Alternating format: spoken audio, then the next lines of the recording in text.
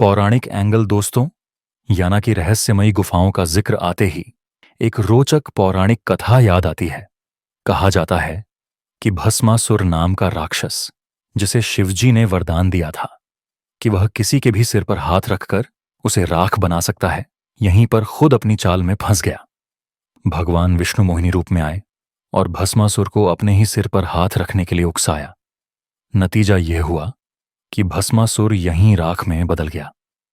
माना जाता है कि आज जो काली चट्टानें हमें याना में दिखाई देती हैं, वे उसी की राख का प्रतीक हैं। इसलिए इन शिखरों को भैरवेश्वर और मोहिनी शिखर कहा जाता है।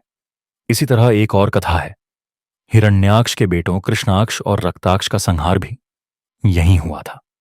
शिवजी ने भैरव रूप में उन्हें हराया और त्रिशूल के प्रहार से चट्टान दो हिस्सों में बंट गई, जिससे ये अद्भुत शिखर बने। यानी याना सिर्फ प्राकृतिक चमत्कार नहीं, बल्कि पौराणिक महत्व से भी जुड़ा हुआ है। वैज्ञानिक एंगल। अब अगर हम पौराणिक कहानियों से आगे बढ़कर विज्ञान की नजर से देखें, तो याना की ये गुफाएं लाखों साल पुरानी हैं।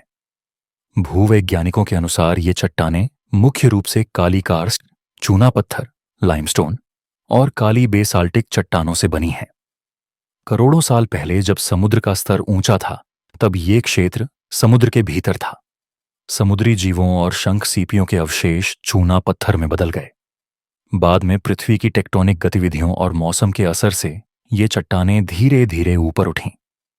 लाखों सालों तक बारिश, हवा और पानी की धाराओं ने इन्हें काटा छांटा और आज जो ऊंचे ऊंचे शिखर और रहस्यमयी गुफाएं हमें दिखती हैं, वे उसी प्राकृतिक प्रक्रिया का नतीजा है।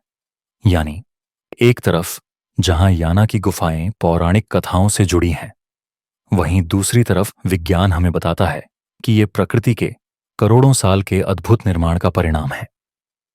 यही वजह है कि याना धार्मिक आस्था और वैज्ञानिक जिज्ञासा दोनों का संगम है।